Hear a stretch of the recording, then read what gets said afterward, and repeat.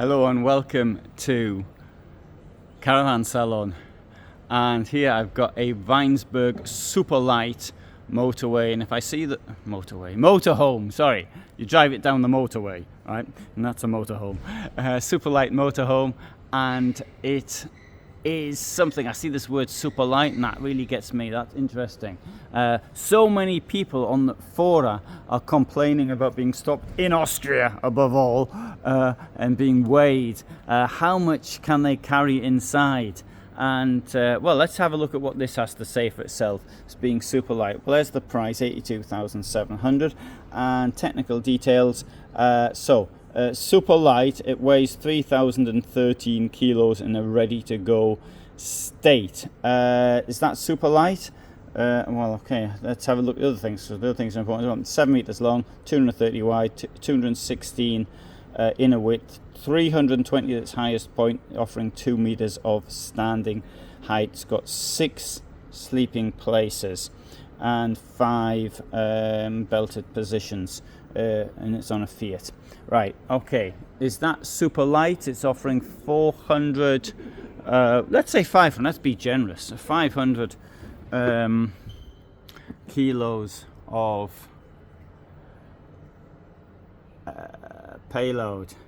Right, so take 100 litres of water and take 4 adults inside. And obviously we're including with the ready-to-go 1 adults included. Well, it's a bit of a push.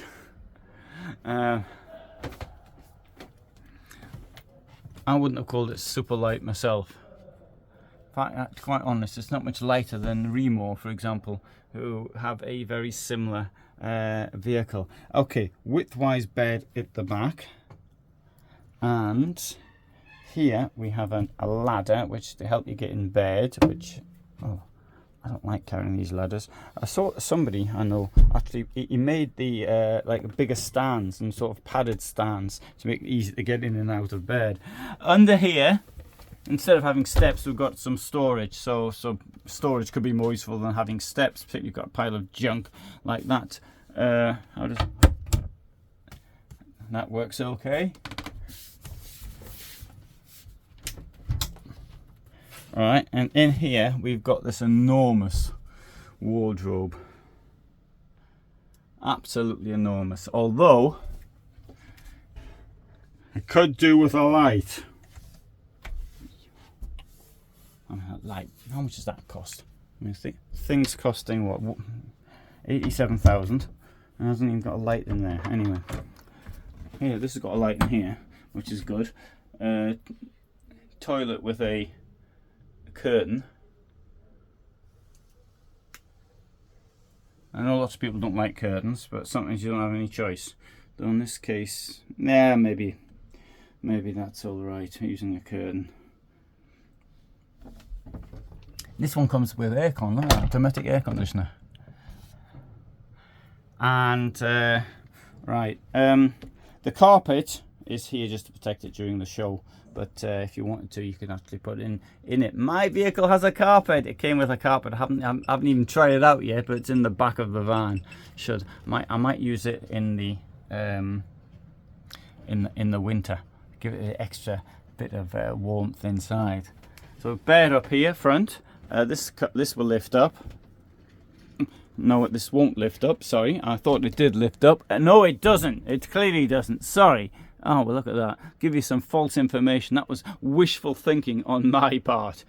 So this is stuck here, but you can, if you're agile, you'll get through there. Okay, we've got a window on either side and one in the roof as well. So that'll give you a little bit of ventilation in the summer. It'd be nice when you're there.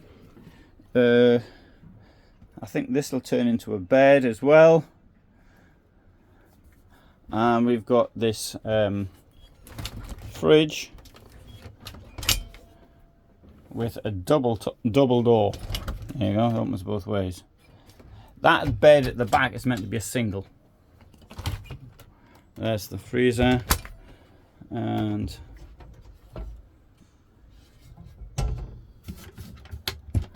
I don't like these catches. That, in fact, that one there's already feels as though it's about to drop off.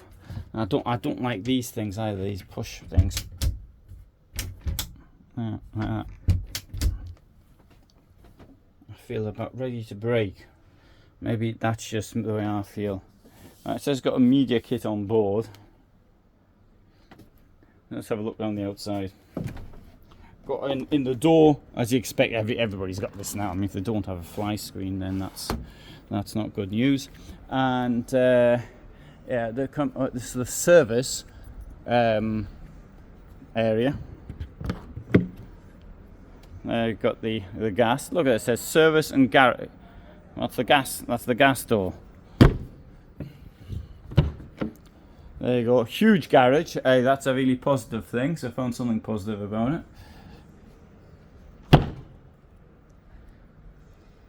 4 bike rack carrier with four bikes. Full LED throughout. The same size door on this side. There you go. That's pretty good. Toilet cassette. A floating thing. There's your Truma exhaust. And down here we have, if I can open it. Sorry. Oh, it's locked here, son. Right, here we've got this is the service box. Right, this is your frost protection. This will, in the Truma system, when the temperature goes to 3 degrees, or between 3 and 4, inside, internal temperature, it will dump your water, like it or not. And I once had a situation that I was in Nuremberg. I opened the front door of my van, the next thing I heard was splash, and all the water had come out. Now, in the old one, there was a way of stopping it happening by putting a clothes peg on. But to be quite honest, I don't think that's a good idea. If it's there for a purpose, keep the temperature inside above 4 degrees by leaving the heating on at the minimum level. That will sort that problem out for you. What we've got here is this is to release the fresh water should Truma not release it for you, and this thing here is to release your grey water,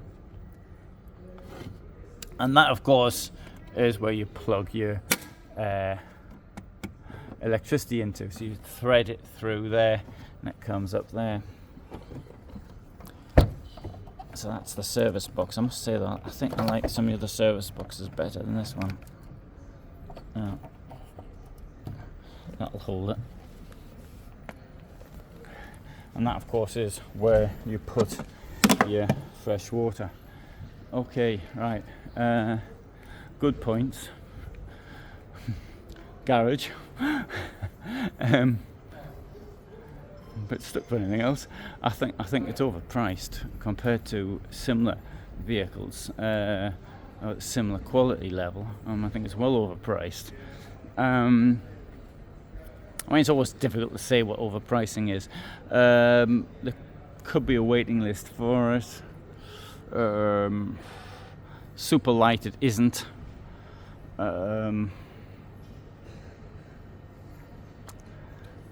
It doesn't appeal to me, this thing at all, to be quite honest.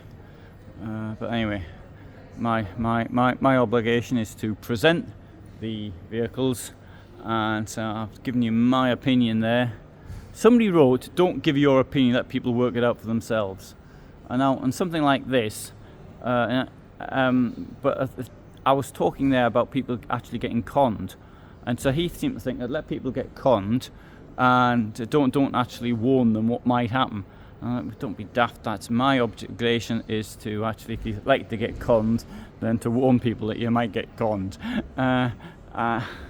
So I'm trying to actually present this to be fair, and there you go. Anyway, I don't really rate that vehicle at all. All the best. Bye for now.